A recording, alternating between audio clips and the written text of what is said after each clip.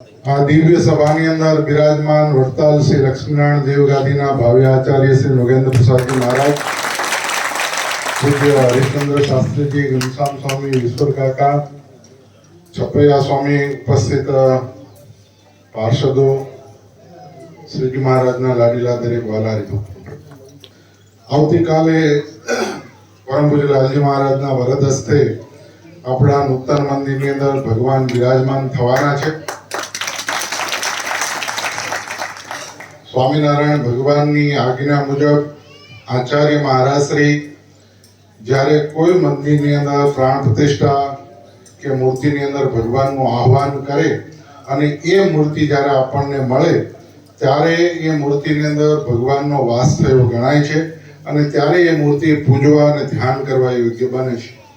માટે આપણે સૌ ભાગ્યશાળી છીએ કે મહારાજશ્રીની આદેશ અને આજ્ઞાથી પરમ પૂજ્ય લાલજી મહારાજ આવતીકાલે આપણા નૂતન મંદિરની અંદર ભગવાનની આપણને પ્રસ્થાપના કરી આપવાના છે. સ્વામિનારાયણ ભગવાને આજ્ઞા કરી છે અને એ મુજબ આવતીકાલે આપણા મંદિરની મૂર્તિમાં ભગવાન બિરાજમાન થવાના છે અને પછી એ મૂર્તિ નથી રહેતી, પછી સ્વયં ભગવાન એમાં બિરાજમાન થવાના છે. પછી તમે અહીંયા ભગવાનને જે અર્પણ કરો કે ગઢડા ગોપીનાથજી મહારાજને અર્પણ કરો કે અક્ષરધામની અંદર અર્પણ કરો, એ બધું એક સરખું જ પુણ્યને આપનારું છે. માટે આપણા મંદિરની અંદર જે ભગવાન બિરાજમાન થવાના છે એને મૂર્તિમંત ભગવાન સમજજો અને એવી ભાવનાથી ભગવાનની સેવા કરજો તો આપણને અવશ્ય ભગવાન રાજી થઈને અક્ષરધામની અંદર લઈ જશે, એમાં કોઈ શંકાને સ્થાન નથી.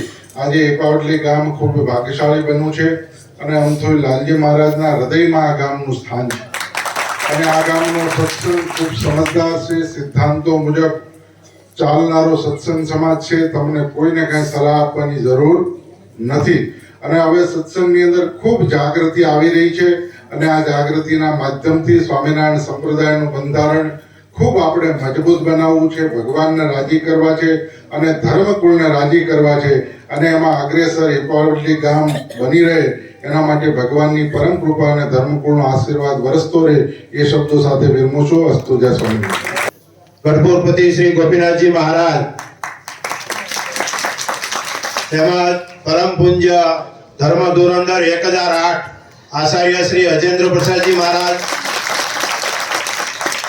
આપણી સભાને વિશે વિરાજમાન એવા આપણા ભાવિ ગુરુ એવા લાલજી મહારાજ આપને પ્રત્યક્ષ દર્શન દઈ રહ્યા છે અને આ ઇપાવટલી ગામ તે ભગવાન સ્વામિનારાયણ અને વડતાલ ગઢપુર તેમનું પાટલાનું ગામ છે આ અને ભગવાન સ્વામિનારાયણનું અપર સ્વરૂપ કાલે લાલજી મહારાજના હસ્તે અહીંયા બિરાજમાન થશે અને બિરાજમાન હતા ખાલી આમાંથી લઈ અને મંદિરના જીર્ણોદ્ધાર કરવા માટે પરિવાર પુનઃ પ્રતિષ્ઠા કરવા માટે લાલજી મહારાજ દર્શન આપી અને આપણને સર્વેને આ ભગવાનનું સ્વરૂપ અર્પણ કરે છે અને તે સ્વરૂપની કાયમને માટે સેવા પૂજા કરવી તે આપણા ગામની ફરજ બને છે અને આપણા કહેવાતા ગામ ગુરુ કહેવાય તેવા આપણા હરિશ્ચંદ્ર સ્વામી, તેમજ આપણા ઘનશ્યામ સ્વામી, છપૈયા સ્વામી, આપણા કાકા સ્વામી, તેમ અમારા બધા ગઢપુર પ્રદેશના બધા પાર્ષદો, એમ બાપ ભગત, એમ ઘણી બધા સંતો ભક્તોની આ મંદિરની અંદર સેવા છે. તેમજ સફેદ કપડે સંત એવા હિપાવટલી ગામની અંદર આપણે આ મંદિરની સેવા કરી અને મંદિરને આપણે અર્પણ કર્યું એવા જયરામ ભગત સુરત મંદિરની પણ ખૂબ સેવા કરે છે. એવા જયરામ ભગત અહીંયા રહી અને આ મંદિર બનાવરાયું એવા જયરામ ભગતને ક્યારે આપણે ભૂલીએ નહીં. તેમજ હિપાવટલી ગામમાં અમારે ખૂબ આવવા જવાનું થાય છે. હિપાવટલી સત્સંગ એટલે સ્વામિનારાયણ સંપ્રદાયમાં આ ગામમાં આપણે આવી અને એમનું આપણે શીખવા મળે કે હિપાવટલી ગામ સત્સંગમાં શિરોમણ ગામ છે અને બહુ સારું ગામ છે અને ઘણા ગામડેથી હરિભક્તો પણ આપણે અહીંયા પધાર્યા છે, તેનો પણ ખૂબ ખૂબ આભાર.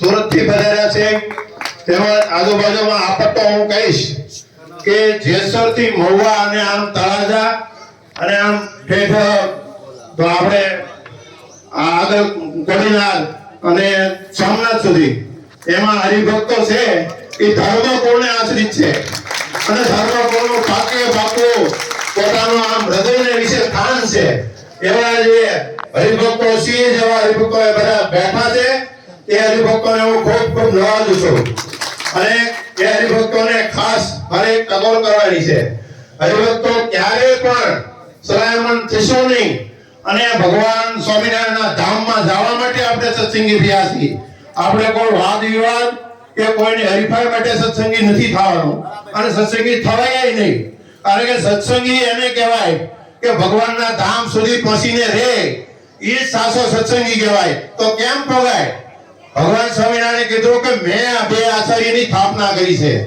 ઉત્તર અને દક્ષિણ વિભાગ તે વિભાગના બે આચાર્ય એ મારે ઠેકાણે છે એમાં રતિ માત્ર ફેર નો જાણશો આ આચાર્ય મહારાજ એટલે લાલજી મહારાજ આપણે દર્શન જાશે દીધા જે છે એ પ્રત્યક્ષ સ્વામિનારાયણ ભગવાન છે અને બીજા છે હું આપું છું અને મને હૃદયમાં મારું એમનું સ્થાન છે અને દરેક હરિભક્તોમાં પણ એમનું સ્થાન છે અને જે સ્થાન હતું જેનામાં અને કાઢીને જાતા હશે તે રસ્તો ભૂલી ગયા છે રસ્તો પાછો મળી જાય તો પાછા આવી જાય એમનું કલ્યાણ થઈ જશે ભગવાન કરશે એમ નહીં કે ભગવાન સારી મતિ આપે અને સારો રસ્તો બતાવે એ ભગવાનને આપણે પ્રાર્થના કરીએ પણ આપણે એમાં ન ફસડાવું એટલું ખાસ ધ્યાન રાખજો અને શું કરવા રસ્તો ભૂલી ગયા પછી કાંટાવાળા રસ્તે ન જવાય રોડ ઉપર જવાય આપણને સારા સંતો દેખાતા હોય કોઈ પણ આપણે ગઢપુરમાં એમ કહેતા કે કલરિયા અને ધુડિયા બે વિભાગ તો કલરવાળા જે હતા એને આપણે નકારતા હતા અને ધુડિયા સંતો હતા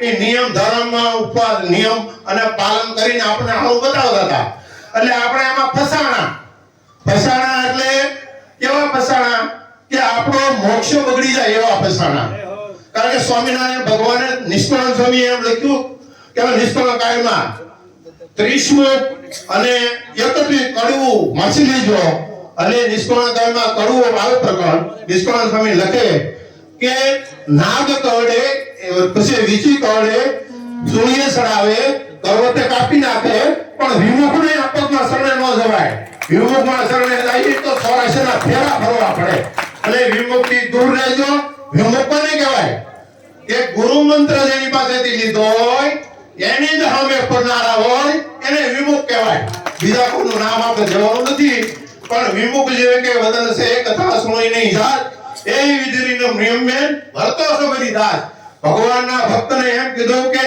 આવા સ્વામિનારાયણ ભગવાન મળ્યા અને પછી વિમુખનું શરણું કાર્ય સ્વીકારાય નહીં આપણી ધારે રહેતા હોય પણ સંપ્રદાયમાં શાસ્ત્રમાં ફેરફાર કરતા હોય સંપ્રદાયના સિદ્ધાંતને તોડતા હોય સંપ્રદાયને જે તે માર્ગે લઈ જતા હોય અને હું કહેવાતા હોય એનું કોઈ દી શરણું ન સ્વીકારશો જો સ્વીકારશો તો અધોગતિને પામશો નિષ્કળ સ્વામી લખ્યું છે ચારે કાળમાં ફરવું હોય તો આપણે એમાં જોડાવું બાકી ગમે તે હોય મારો દીકરો હોય કે મારો છોકરો હોય કે દીકરી હોય કે મારા સંબંધી હોય ન્યા કઈ હાલ છે નહીં ના તો ભગવાનના નિયમ પ્રમાણે શિક્ષાપત્રી પ્રમાણે વચનામૃત પ્રમાણે સત્સંગી જીવન પ્રમાણે જે વ્રત છે અને ધર્મ કુળને હારે રાખીને વ્રત છે એનો મોક્ષ થશે પ્રથમનો પહેલો વચનામૃત મહારાજે કીધું ધર્મ કુળને આશ્રિત એ જ મારા ધામને પામે છે એટલે મહારાજે એવા નિયમ વડતાલનો 18મો વચનામૃત મહારાજે કીધું કે ગુરુ પરંપરા જાણવી તો ગુરુ પરંપરા કોને કહેવાય આ સંતોની ગુરુ પરંપરા કહેવાય સ્વામિનારાયણ ભગવાન નિષ્કળ સ્વામીના પછી કે જે કાંઈ સંતો હતા રૂઢિના હોય એની પરંપરામાં એ ગુરુ પરંપરા ગણાય એ ગુરુ પરંપરા ન ગણાય સ્વામિનારાયણ ભગવાને ગુરુ પરંપરા એ કીધી છે કે સ્વામિનારાયણ ભગવાન પછીથી જે ગુરુ પરંપરા હાલી આવી અચેન્દ્ર પ્રસાદજી મહારાજ સુધી એને ગુરુ પરંપરા કહેવાય સમજાઈ ગયું અને ઈ ગુરુ પરંપરાને આપણે જાણવી જરૂરી છે વાહ કરવામાં કઈ જવાનું નથી આટલું કહી અને મારી વારીને વિરમું સહજાનંદ મહારાજની જય મહારાજ સારાઈ ગઢપુર પ્રદેશના પ્રાણ સમાન ગઢપુરપતિ ગોપીનાથજી મહારાજના દિવ્ય છત્ર છાયામાં ઈપાવડલીને આંગણે મૂર્તિ પ્રતિષ્ઠા મહોત્સવના ઉપલક્ષમાં આજની આ દિવ્ય સભામાં ઉપસ્થિત ધર્મકુળ આશ્રિત વાલા સર્વે અમારા સંતો વાલા સર્વે પાર્ષદો શ્રીજીના લાડીલા ધર્મકુળ આશ્રિત વાલા સર્વે સત્સંગી હરિભક્તો સર્વ ધર્મપ્રેમી સજ્જનો, સર્વ મોક્ષભાગી જીવાત્માઓ, દરેક ભક્તજનોને અમારા હૃદયપૂર્વક વાલા ભક્તો, ભગવાન શ્રી હરિની અસીમ કૃપાથી અને હિબાવડલી ગામના ભક્તોના હૃદયના ભાવથી સંતોના માર્ગદર્શન અને સત્સંગી હરિભક્તો યજમાનોના તન મન ધનના સહયોગથી આજે આપણું આ નૂતન મંદિર એનું નિર્માણ કાર્ય પૂર્ણ થયું છે અને આવતીકાલના શુભ મુહૂર્તની અંદર, સ્થિર લગ્નની અંદર શાસ્ત્રોક્ત વેદોક્ત વિધિ પ્રમાણે અને વિશેષ ભગવાન સ્વામિનારાયણની શિક્ષાપત્રીમાં કરેલી આજ્ઞા અનુસાર આપણને આરાધ્ય ઉપાસ્ય એવા પરમાત્માના અર્ચા સ્વરૂપની પ્રાપ્તિ થવા જઈ રહી છે. ભગવાન સ્વામિનારાયણે વચનામૃતની અંદર ખૂબ સુંદર મહિમા સમજાવ્યો છે. મહારાજ કહે કે આ જગતની અંદર જો કોઈ દુર્લભ ના દુર્લભ, કઠણમાં કઠણ સાધન હોય તો એ ભગવાનના સ્વરૂપની અંદર અખંડ મનની વૃત્તિ રાખવી એ દુર્લભમાં દુર્લભ છે. અને કોઈ શ્રેષ્ઠમાં શ્રેષ્ઠ પ્રાપ્તિ હોય તો એ જીવાત્માને ભગવાનની પ્રાપ્તિ થાય, એનાથી કોઈ જગતની બીજી કોઈ શ્રેષ્ઠ પ્રાપ્તિ હોતી નથી. આપણે ભાગ્યશાળી છીએ કે આ કળિયુગની અંદર આપણને ભગવાન મેળવવાની, ભગવાનની પ્રાપ્તિ, ભગવાનના રાજીપા મેળવવાની અને અંતે ભગવાનના ધામની પ્રાપ્તિ કરવાની મનની અંદર સંકલ્પના છે. આ વાત એટલા માટે જરૂરી છે કે દરેક કાર્યનું ઉદ્ગમ સ્થાન વિચારથી થાય છે. પેલો સંકલ્પ થાય, પછી એની અંદર પુરુષાર્થ થાય, પ્રયત્ન થાય અને પછી ફળશ્રુતિ થાય. જો સંકલ્પ ન થાય તો દિશા પકડાય નહીં, કોઈ દિવસ કર્મ ન થાય. એટલે મુમુક્ષુતાનું લક્ષણ પણ સત્સંગી જીવન ગ્રંથની અંદર મહારાજે બતાવ્યું. મુમુક્ષુતા જ્યારે ઉદય થાય, દીક્ષા વિધિની અંદર પ્રકરણ, ચતુર્થ પ્રકરણની અંદર સત્સંગી જીવનમાં બહુ સુંદર મહારાજે વિવરણ કર્યું. 46મો અધ્યાય મહારાજ કહે કે જીવાત્માના હૃદયની અંદર જ્યારે મુમુક્ષુતાનો અંકુર ઉદય થાય, બીજ જ્યારે એની અંદર ઉદય થાય, ત્યારે પછી કોઈ મુહૂર્તની રાહ ન જોવી. કારણ કે ભગવાનની પ્રાપ્તિ, ભગવાનને આશ્રય કરવાનો જ્યારે સંકલ્પ થયો એ જ ઉત્તમ મુહૂર્ત છે, એ જ ઉત્તમ કાળ છે. બીજા બધા શાસ્ત્રોના વિધાન પ્રમાણે, વિધિ નિષેધના નિયમ પ્રમાણે, સામુદ્રિક શાસ્ત્રના નિયમ મર્યાદા પ્રમાણે બાકી જે પ્રવૃત્તિ કરવી હોય ને એનું મુહૂર્ત જોવું પડે, ચોગડિયું જોવું પડે, પ્રતિષ્ઠા કરવી હોય, આ સંતોને દીક્ષા આપવાની હોય, કોઈ બીજા લગ્નની અંદર વાસ્તુ કરવું હોય, ઘર કાર્ય હોય, ગમે તે પ્રસંગ કરવા હોય ને તેની અંદર મુહૂર્ત જોવા પડે. પણ ભગવાનના આશ્રિત થવા માટે, ભગવાનને મેળવવાને માટે કોઈ મુહૂર્તની જરૂર નથી. મહારાજ કે ભગવાનને પામવાનો સંકલ્પ લે તે શુભ મુહૂર્ત.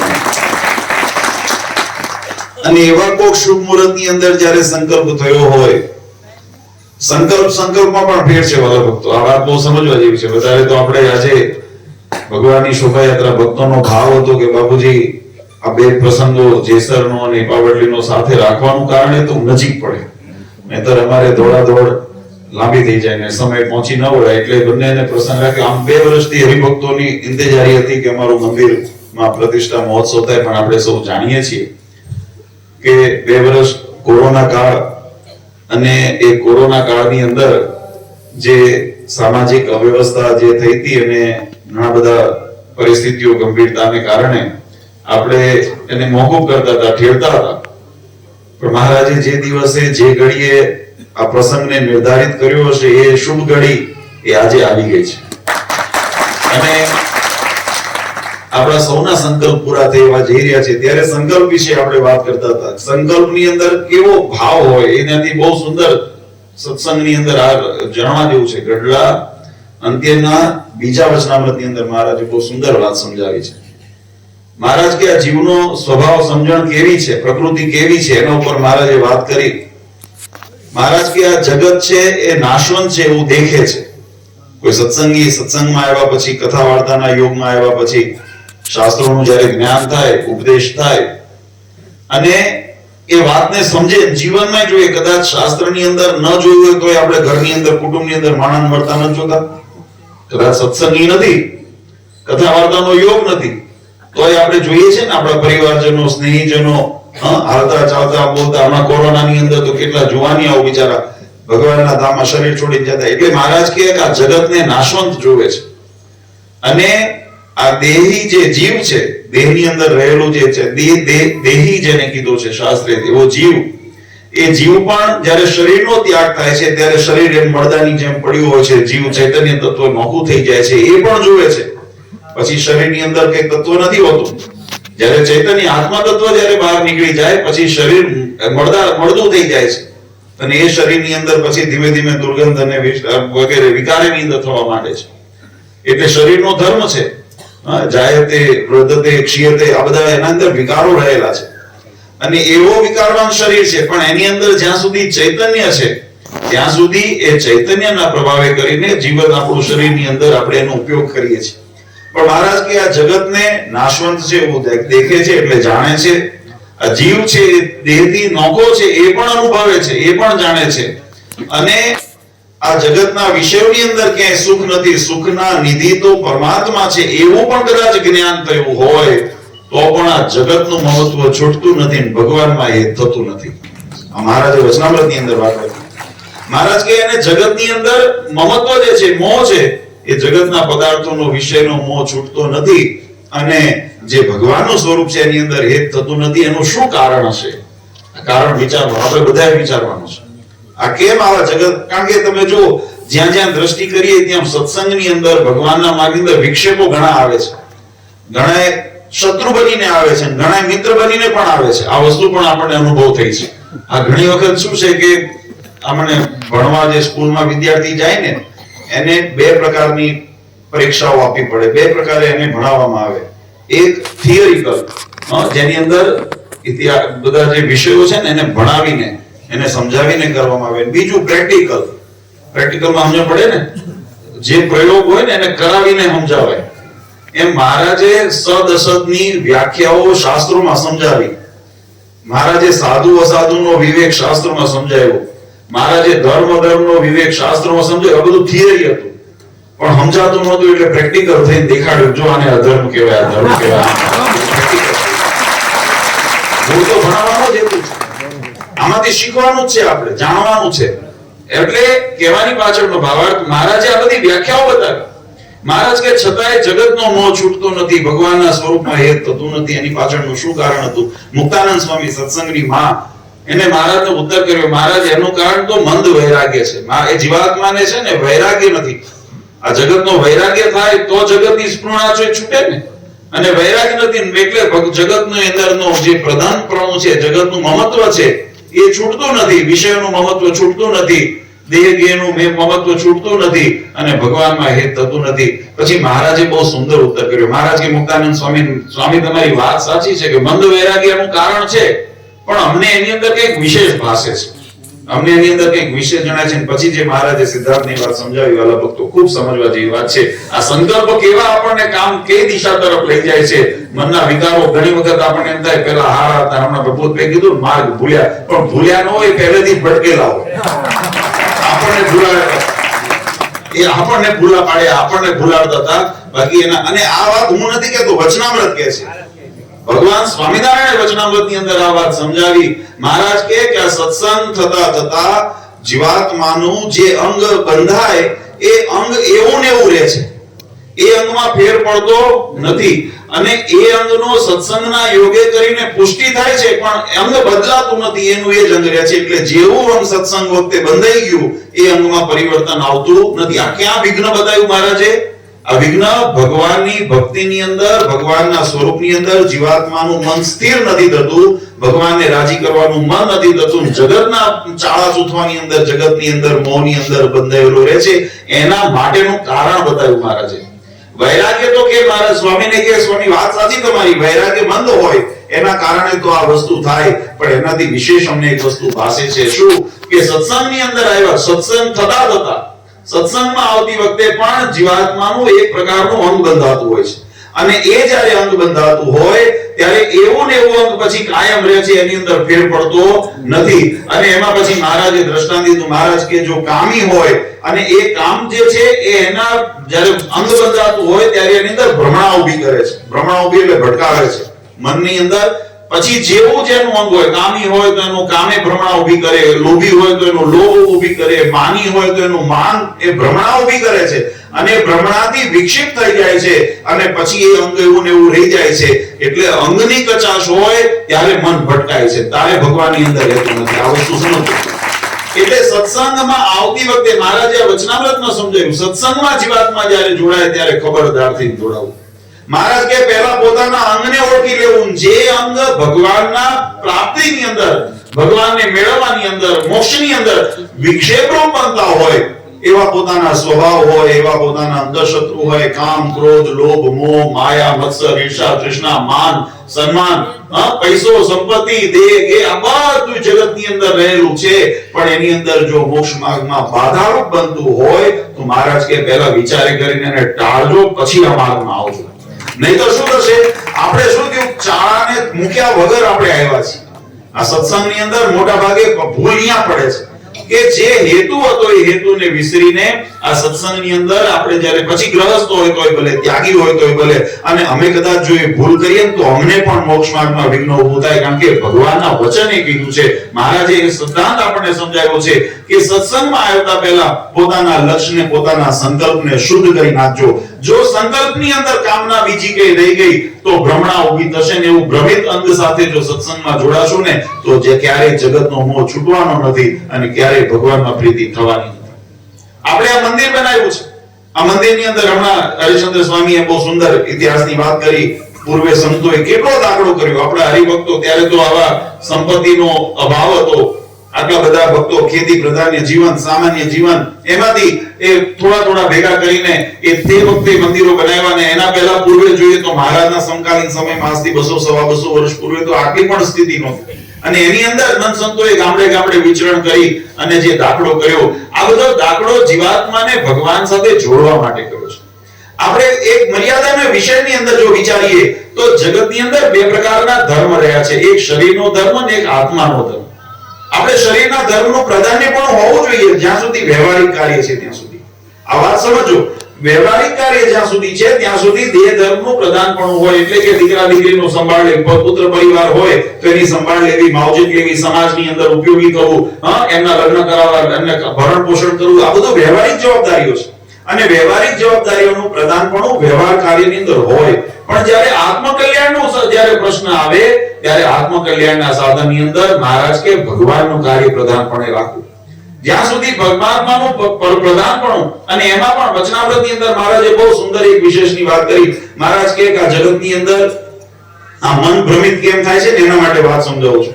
એક વખત મહારાજ ગઢપુરની અંદર સભા કરી બેઠા હતા અને મહારાજે પ્રશ્ન કર્યો. મહારાજ કે કેટલાક યવન સરખા જીવ છે જગતની અંદર, કેટલા યવન સરખા જીવ છે કે ગંગા જળને અને નળના જળને એ હરખું બતાવે છે કે ભાઈ આ પાણી છે ને આ પાણી છે. ઘણી વખત શાલિગ્રામને અને સામાન્ય પથ્થરને સરખો બતાવે કે આ જેમ પાણો છે એમ આ પાણો છે. તુલસીનું છોડ હોય અને બીજા અન્ય વૃક્ષ હોય એને સરખા બતાવે કે આ તુલસીનું આ એક વૃક્ષ છે, એક પ્રકારની વનસ્પતિ છે, એમ બીજી પણ વનસ્પતિ છે. એટલે મહિમા જે શાસ્ત્રોએ બતાવ્યો છે એનું ખંડન કરે. સાધુ અસાધુનો મહારાજ કે એની અંદર સરખા બતાવે કે આ માણસ છે, આ માણસ છે. ઘણા કે ને મહારાજનો આપણે સંતો રઘુજી મહારાજનો પ્રસંગ કે છે ને કે ભાઈ રઘુજી મહારાજને વડતાલ દર્શન કરવા ઓલા ભગત ગયા અને કોઈ કીધું કે ભાઈ તમે લક્ષ્મીનારાયણ દેવના દર્શન કરવા જાઓ, પછી રઘુજી મહારાજના દર્શન કરવા જજો. એટલે બ્રાહ્મણ હતા એને એમ થયું ભાઈ રઘુજી મહારાજ એ બ્રાહ્મણ છે, હું બ્રાહ્મણ છું. કથા કરો છો બધા? એ આવો છે ને કે હું બ્રાહ્મણ છું, એટલે હરખા બતાવે. કહેવાની પાછળનો મહારાજ કે એવા જે દુષ્ટ જીવ છે, શાસ્ત્રોની રૂચાઓને, વેદોની રૂચાઓને અને સામાન્ય વૈખરી વાણી એને સરખા બતાવે. એક સંપ્રદાયના સિદ્ધાંત પ્રમાણે થયેલી પ્રતિષ્ઠા અને જાતે પોતે ઊભું કરેલું હોય એને સરખું બતાવે. આ બધા મહારાજ કે કેવા જીવ છે? દુષ્ટ જીવ છે. મહારાજ કે આવી દુષ્ટ બુદ્ધિ વાળા આવું કહે છે. હવે આ મહારાજે શંકા કેવી કરી પહેલા મહારાજે આ વાત કરી. મહારાજ કહે કે આવું જે આ સરખું બતાવે છે અને એમ કરીને જે મોટા પુરુષ છે વિધિ નિષેધનો જે વિભાગ શાસ્ત્રોની અંદર બતાવ્યો છે, શુભ અશુભનો, ધર્મ અધર્મનો જે વિવેક મર્યાદાનો બતાવ્યો છે, શાસ્ત્રમાં હંમેશા બે ભાગ આવ્યા છે. તમે સત્સંગી જીવન લો, રામાયણ લો, ભાગવતજી લો, કોઈ પણ તમે સત્શાસ્ત્ર તમે ઉપાડો, એની અંદર બે પ્રકારના અંગ તમને દેખાય. એક મહાત્મા અંગ હોય અને બીજો વિધિ નિષેધ હોય, શાસ્ત્ર મર્યાદાઓનો અંગ હોય, સિદ્ધાંતોનો અંગ હોય. બંને અંગનો સમન્વય થાય ત્યારે શાસ્ત્ર થાય. જ્યાં મહિમાની વાતો જરૂરી હોય ત્યાં મહિમાનું વર્ણન થયું હોય, ત્યાં અને જ્યાં સિદ્ધાંતોની વાત કરી હોય ત્યાં સિદ્ધાંતોનું વર્ણન થયું હોય. ભગવાન એમ કહે છે કે આ જગતની અંદર આવા જે દુષ્ટ જીવ છે, પાપી જીવ છે, આવા જે અધર્મી જીવ છે, એ કેવો પ્રચાર કરે? મહિમાની વાતો. ઘણા તો ખંડન જ કરે કે આ બધું વિધિ નિષેધ બતાવ્યું છે એ હાવ ખોટું છે અને આનું લખવાની આ મોટા પુરુષની જરૂર નહોતી અને આવું કહેવાની જરૂર નહોતી. અને હવે આધુનિક યુગની અંદર ઘણા જેને વાત પટુતા આવડતી હોય ને, જનને ઠગનારા એવા વ્યક્તિઓ તો એનો પાછો આશરો લઈને પોતાનું પાછું સિદ્ધ કરવા જાય.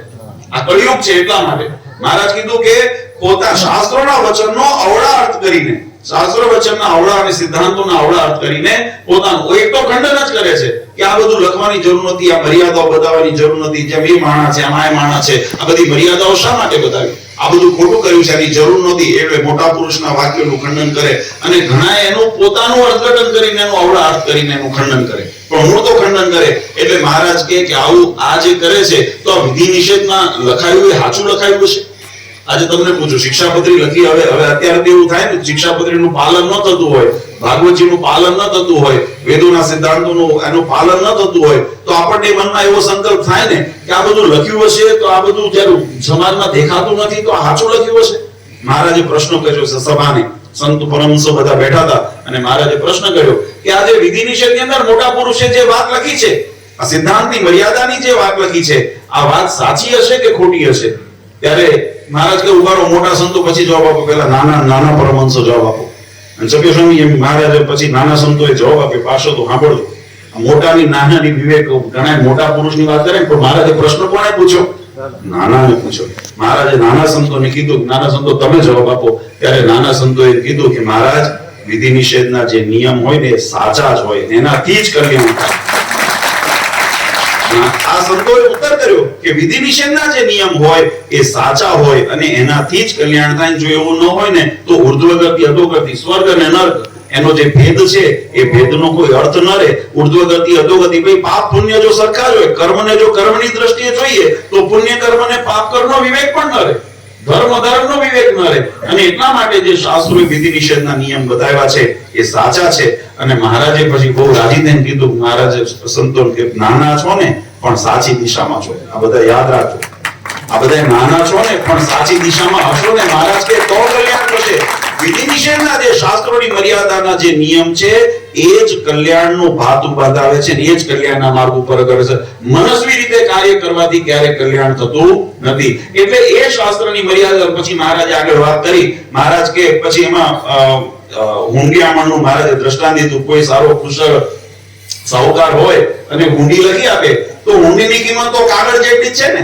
કે હુંડી હોય એનો એક કાગળ જેટલાનો કિંમત કાગળ. હું તમને લૌકિક દ્રષ્ટાંત આપું. 4-5 વર્ષ પહેલા આપડા 1500 ની નોટો તાળા બંધ કરીને રાખતા હતા ને, તિજોરીમાં તાળામાં અંદર મૂકીને તાળા મારીને ખીસે અહીંયા કેડે ચાવી ભરવી રાખતા હતા. અમે જનોઈ ભર્યું રાખતા હતા, બધા સાચવીને રાખતા હતા કે આ રૂપિયાની કિંમત હતી.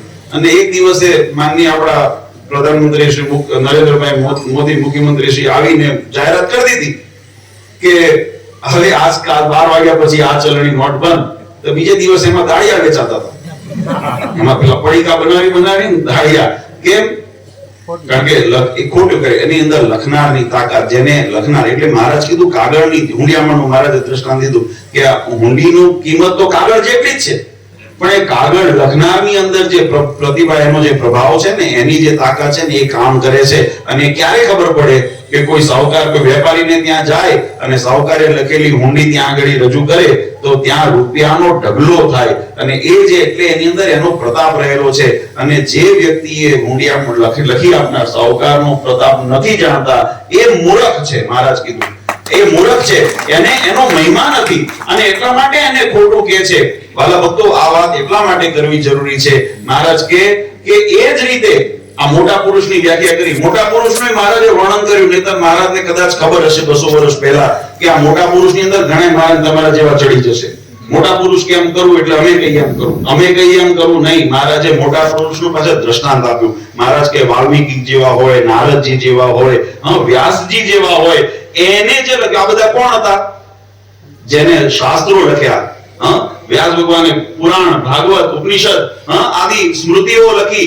નારદજી નારદ સ્મૃતિ લખી, વ્યાસ રામાયણ લખી વાલ્મીકીજીએ. આ બધા જે પરમાત્માના સિદ્ધાંતોનું સભર એવા સદગ્રંથો જેને લખ્યા, શાસ્ત્રો લખ્યા, એમની મહારાજે નામ લખ્યા ત્યાં. મહારાજ કે આવા મોટા પુરુષના વાક્યને જે ખોટો કરે છે એનો પ્રભાવ ન જાણતા. એટલે એનો અર્થ કે શાસ્ત્રના મતને જે ખોટો કરે છે એનાથી કલ્યાણ થતું નથી. હવે આ સિદ્ધાંતને અનુસરીને આજે હું સંપ્રદાયની અંદર આ પ્રશ્ન લાવું.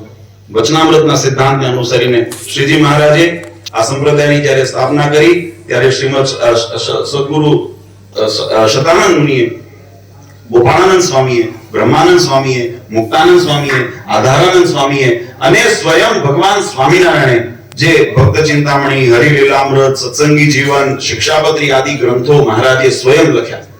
આ જેમ વાલ્મીકીજી, વ્યાસજી, નારદજીએ જેમ શાસ્ત્ર લખ્યા એ મોટા પુરુષના વાક્યને જે ખોટા કરે છે, મહારાજે વચનામૃતમાં એવો શબ્દ વાપર્યો, એ તો નાસ્તિક છે અને મહાપાપી છે.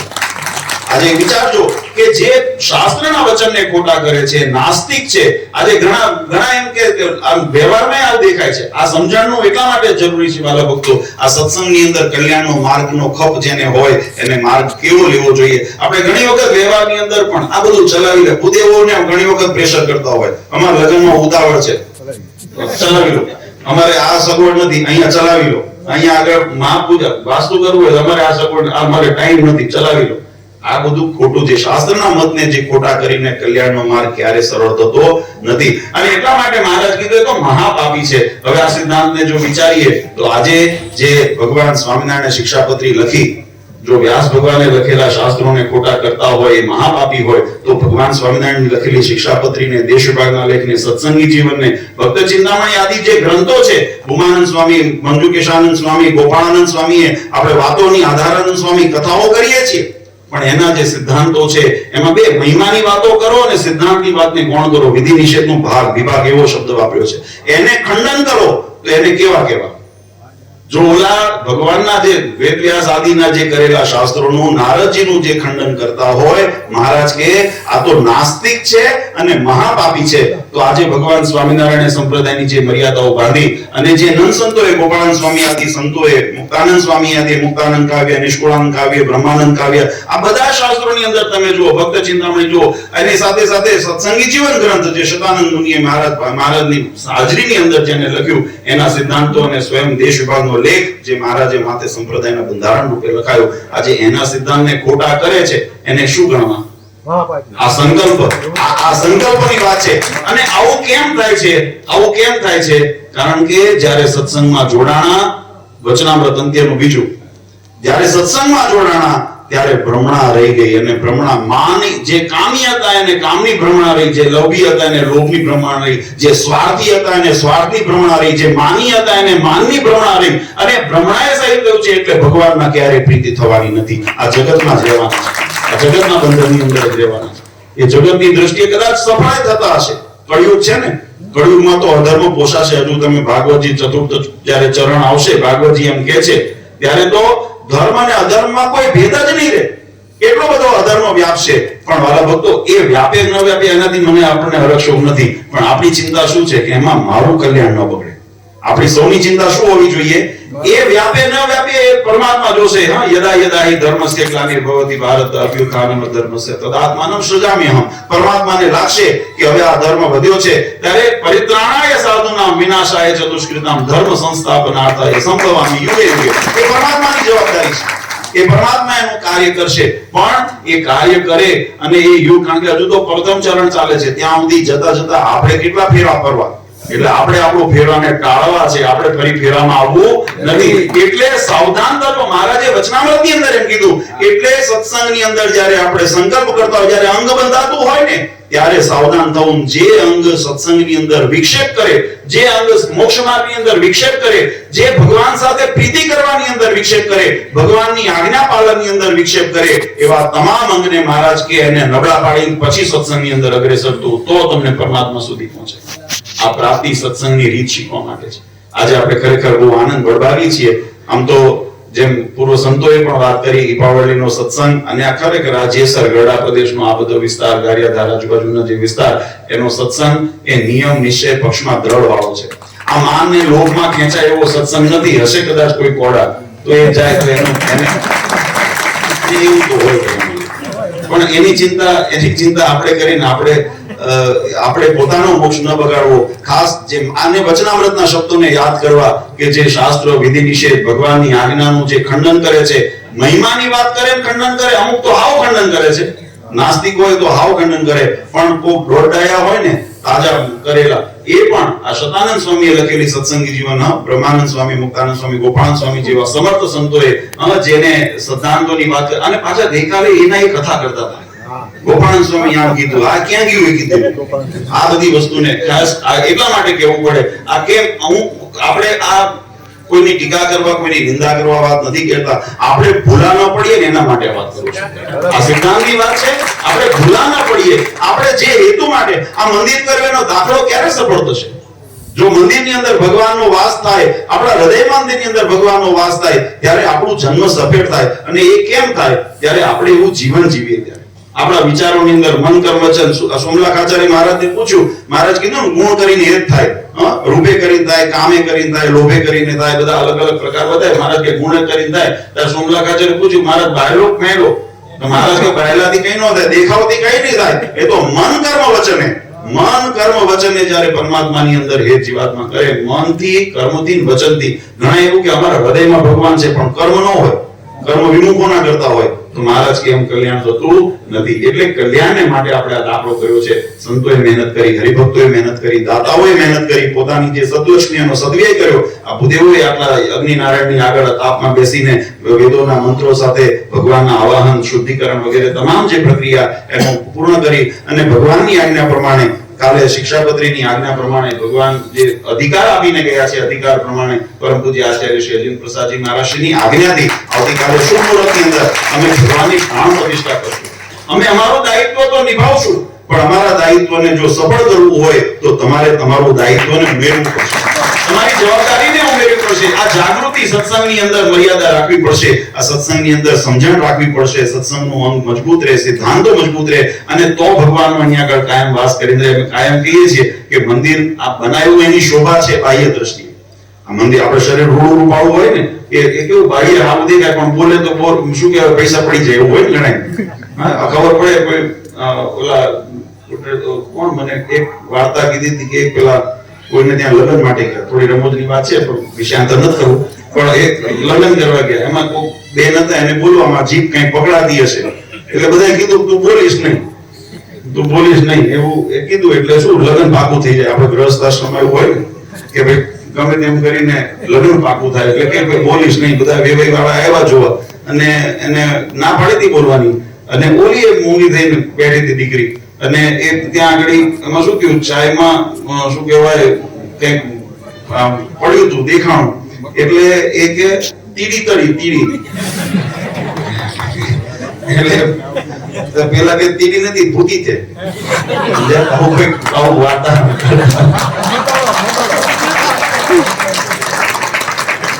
ન બોલે ત્યાં સુધી રૂડું રૂપાળું લાગે, બોલે ને તર વેચી જાય એવું. આ બધી વસ્તુ જીવનની અંદર સમજવા જેવી છે કે આપણે મન કર્મ વચન વાળા ભક્તો, બહારથી તો રૂડું રૂપાળું દેખાતું હોય, વચનામૃતની અંદર મહારાજ કીધું સત્સંગની અંદર આગળ બેઠો હોય, દેખાવમાં બહુ સારા વિદ્વાન લાગતા હોય, કથાવાળ લાગતા હોય, પણ જ્યારે વર્તન જોઈએ ને ત્યારે ખબર પડે કે આ સત્સંગમાં આગળ બેહાડવા જેવું છે, પાસે ઉભા રાખવા જેવું નથી. આ વસ્તુ ત્યારે અને આ કદાચ તમે દુનિયાની દ્રષ્ટિએ મોટે તમે મળી જશે. આ જગત છે ને વાળા ભક્તો, અહીંયા મહારાજ અને આ શબ્દો બધાય વચનામૃતમાં ભગવાન સ્વામિનારાયણના શબ્દો. મહારાજ કે કોઈ ડુગડુગી વગાડે તો ત્યાંય ટોળું વળી જતું હોય છે. ડુગડુગી કોઈ વગાડે મદારી આવીને ગામની અંદર તો ટોળું ત્યાંય વળતું હોય કે ટોળાથી કલ્યાણ થતું નથી, એ ડુગડુગીથી કલ્યાણ થતું નથી. એ તો અહીંયા ખેલ ભજવનારો મારો ઠાકર બેઠો છે ને, એ જ મોક્ષ કરનારો. મોક્ષની સિદ્ધાંતની વાત છે. અને એ મોક્ષને મેળવવા માટે જે ભગવાને માર્ગ બતાવ્યો છે ને, એ માર્ગ ઉપર મારે ચાલવું પડશે, તમારે ચાલવું પડશે. જ્યાં સુધી એ માર્ગ ઉપર નહીં ચાલીએ ત્યાં સુધી લત 84 ટળવાની નથી, કર્મ માયા ટળવાના નથી, અને આ ભવસાગરમાંથી જીવાત્મા પાર ઉતરવાનું નથી. આપણે એના માટે દાખલો કરીએ છીએ. એટલે ખૂબ બધા હરિભક્તોને ખૂબ ખૂબ અભિનંદન. વધારે સમય નથી લેવો અને ભગવાનને પ્રાર્થના કરીએ કે જે બધા ભક્તોએ, યજમાનોએ, સ્વયંસેવકોએ, યુવાનોએ, હરિભક્તોએ, અબાલ વૃદ્ધ તમામ ગામના ભક્તો, પરગામના ભક્તો જેમને આ મંદિર, આ મહોત્સવની અંદર તન મન ધનથી સેવા કરી છે, એવા તમામ ભક્તોને ભગવાન ખૂબ સુખ્યા કરે, એનું ખૂબ શુભ ફળ આપે. મન કર્મ વચને ભગવાનની નિષ્ઠા દ્રઢ રહે અને નિયમ નિશ્ચય પક્ષની અંદર જીવાત્મા ખૂબ અગ્રેસર રહે, ભગવાનની ઉપાસના ભક્તિની અંદર પ્રવૃત્ત રહે, એવી મહારાજના ચરણારવિંદમાં પ્રાર્થના કરીએ છીએ. અમારા સંતોએ પણ ખૂબ અહીંયા આગળ આવી, ઘનશ્યામ સ્વામી, હરિશ્ચંદ્ર સ્વામી, બધા સંતો પાર્ષદો અહીંયા આગળ અમને બધાને માર્ગદર્શન આપ્યું અને આ પ્રસંગની અંદર બધાએ ખૂબ દાખલો કર્યો છે. એવા તમામને અમે અંતરથી આશીર્વાદ આપીએ છીએ. ભૂદેવોને પણ ખૂબ ખૂબ અભિનંદન આપીએ છીએ. એમને પણ સુંદર શાસ્ત્રોક્ત વેદોક્ત મર્યાદાની અંદર વિધિનો પૂર્ણ કરીને અને ભગવાનનું આ જે યજન કર્યું છે, એમને સર્વને, આપ સૌને પરમ પૂજ્ય સનાતન ધર્મ ધુરંધર આચાર્ય શ્રી અજેન્દ્ર પ્રસાદજી મહારાજ, અશોક આદિવાળા પૂજ્ય મહાપુરુષ અને અમારા સમસ્ત ધર્મગુરુ પરિવાર વતી આપ સૌને અંતરથી આશીર્વાદ આપી મારી વાણીને વિરામ આપું છું. સહેજાનંદ. प्रक्षाल्य बीजाय नमः गुह्येवा हस्तं प्रक्षाल्य पादः ह्रीं शक्तये नमः पादयोः सर्वाङ्गे ॐ कीलकाय नमः सर्वाङ्गं हस्तं प्रक्षाल्य अधः ध्यानं ब्रह्मजज्ञानं प्रथमं पुरस्ताद्रेशेमदासुरसुप्तेनाभ्यो नमः सुप्रदजुदावृता भवता अधन्यासः पुनः अंगुष्ठ ओम अं कं खं गं धं गं आं पृथिव्यां तेजोवाप्या आकाशमने नमः अंगुष्ठाभ्यां नमः तर्जनी ओम इं चं छं झं झं यं इं शब्दस्पर्श रूप रसगन्धात्मने नमः तर्जनीभ्यां नमः मध्यमा ओम ऊं तं थं दं धं हणं ऊं श्रोत्र त्वक् चक्षुर्जिह्वा घ्राणात्मने नमः मध्यमाभ्यां नमः अनामिका ओम ऐं तं थं दं थं नं ऐं वाक्पाणिपादयुपस्तात्मने नमः अनामिकाभ्यां नमः वचस्तिका ओम ओम पं फं बं भं मं ओम वचनादानगमन विसर्गानन्दात्मने नमः कनिष्ठिकाभ्यां नमः करतल ओम औं यं रं लं वं शं शं सं हं अणं छं अह मनोबुद्ध्यहंकारात्मने नमः करतलपृष्ठाभ्यां नमः अतदेहन्यास हृदय ओम अं कं खं गं खं गं आं पृथिव्यां तेजोवाप्याकाशात्मने नमः हृदयाय नमः शिरः ओम ईं चं छं झं झं ईं यं शब्दस्पर्श रूप रसगन्धात्मने नमः शीर्षे स्वाहा शिखा ओम ऊं तं थं दं थं हणं ऊं श्रोत्र त्वक् चक्षुर्जिह्वा घ्राणात्मने नमः शिखा एव षट्कवच ओम ऐं तं थं दं धं नं ऐं वाक्पाणिपादा युपस्तात्मने नमः कवचाय ओम अं पं फं बं भं मं ओम वचनादानगमन विसर्गानन्दात्मने नमः नेत्रक्रियाय वशात् ओम ओम ओम अं अं यं रं लं वं शं शं तं नं अलं शं अह मनोबुद्ध्यहंकारात्मने नमः अस्त्राय इति देहन्यासस्तं प्रक्षाल्य यथा देहे तथा देवे हरि ओम ओम अं कं खं खं गं खं आं पृथिव्या तेजो वाकाशात्मने नमः अंगुष्ठाभ्यां नमः ओम इं चं छं झं झं इं इं शब्दस्पर्शरूपरसगन्धात्मने नमः तर्जनीभ्यां नमः ओम ऊं तं थं गं थं हणं ऊं श्रोत्रत्वक्चक्षुर्जिह्वा घ्राणात्मने नमः मध्यमाभ्यां नमः ओम ऐं तं थं दं धं नं ऐं वाक्पाणिपादयुपस्तात्मने नमः अनामिकाभ्यां नमः ओम औं पं फं बं भं मं ओम वचनादानगमन विसर्गानन्दात्मने नमः कनिष्ठिकाभ्यां नमः ओम औं यं रं लं वं शं शं सं हं रं छ अह मनोबुद्ध्यहंकारात्मने नमः करतलपृष्ठाभ्यां नमः ओम औं कं खं गं घं गं आं पृथिव्या तेजोवाकाशात्मने नमः हृदयाय नमः शिर ओम ईं चं छं झं झं ईं शब्दस्पर्शरूपरसगन्धात्मने नमः शिरसे स्वाहा शिखाय षट् ओम ऊं तं थं दं धं हणं ऊं श्रोत्र चक्षुर्जिह्वा घ्राणात्मने नमः शिखाय षट् कवचः ओम अं तं थं दं धं नं ऐं वाक्पाणिपादयुपस्तात्मने नमः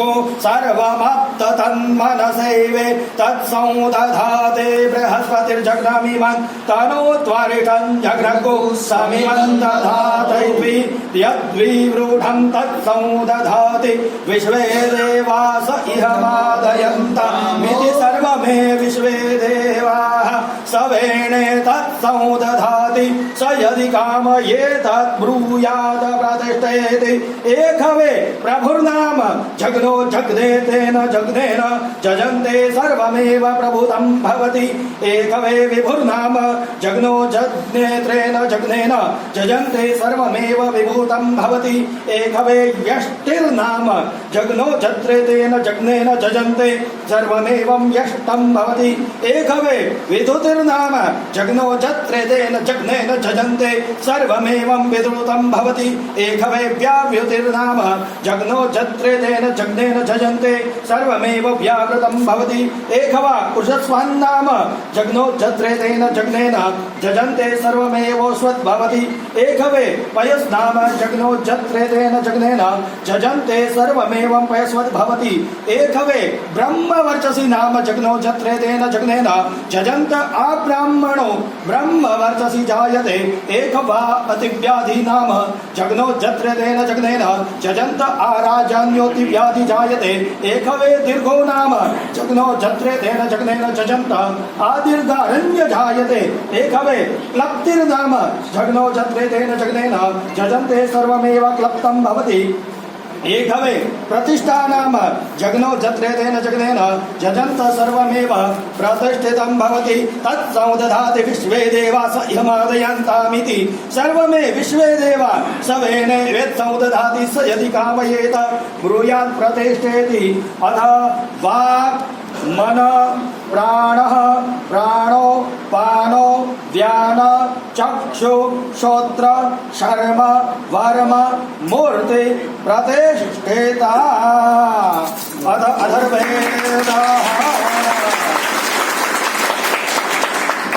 अथ अथर्वेद मंत्रः ओम तदस्तु मित्र वरुण तरग्नेशयो रमस्य मिदवस्तु शस्तम अशीमहि गातमूत प्रतिष्ठा नमो दीवते बृहते साधनाय ध्रुवासि ध्रुवोऽयं जयमानोऽस्मिन्नादायते पजर्या पशुभिर्भूयात् घृतेन द्यावा पृथिवी पुधैर्वा मित्रस्य क्षतिरसि विश्वजनस्य छायाः सोप्रतिष्ठितो भव सुखदो भव वरदो भव शाश्वतो भव अथ प्रार्थना नमस्ते अस्त्वंग संगाय संतोष परमात्मने गुणातिक्रांत रूपाय पुरुषाय महात्मने अव्यक्त व्यक्त रूपाय देव सन्निहितो भव भगवन् देव देवेश त्वं माता सर्वदेहिनां त्वया व्याप्तमिदं सर्वं जगत्स्थावर जङ्गमं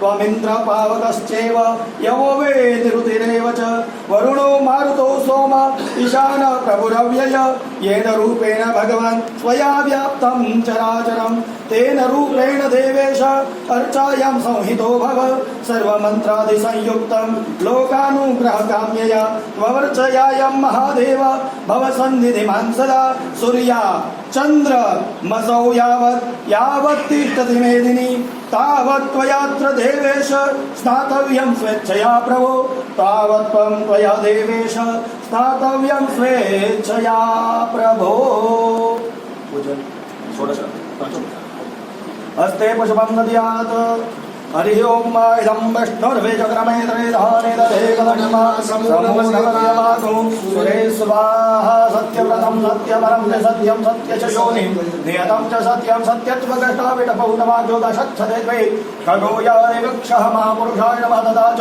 गोविंदाजी महाराज हरिकृष्ण महाराज श्री राधिकाजीभ्यो नमो नमः ध्यानम् आवाहनार्थे आसनार्थे पुष्पाणिं समर्पयामि पाद्यार्घ आचमनीयं ओम एता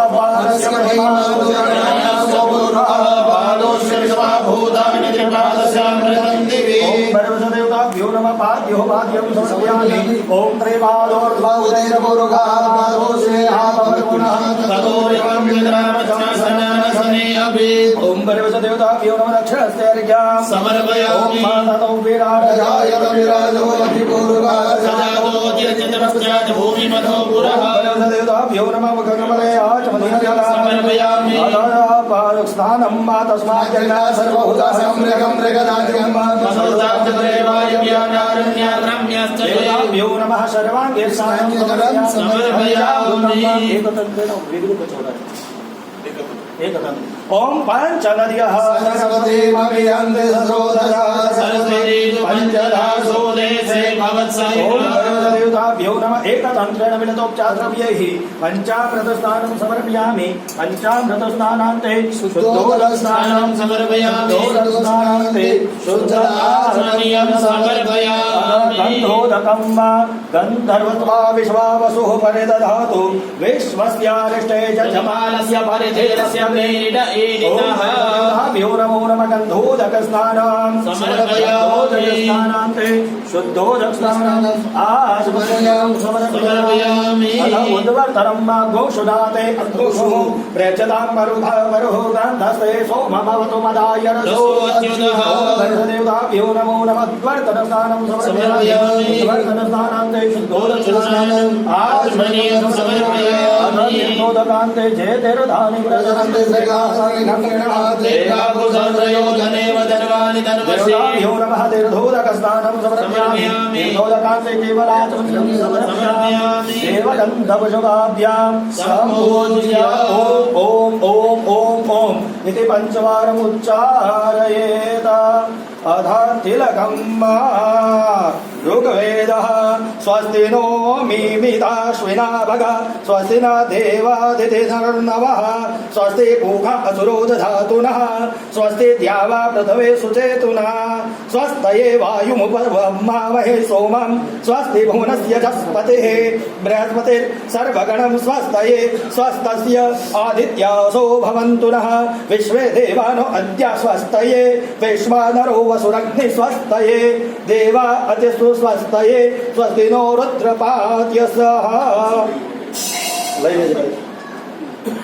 अदनाम वेद भद्रं भाद्राम न आभाष आइकामूर्जाम शताग्राताओ अदर्वेद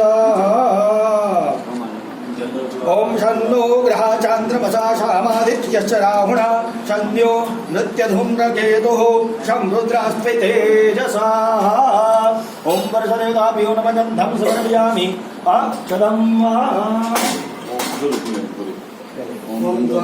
दुरादर्यामित्यवशाङ्करेश्वरीमेश्वरीं सर्वभूतानां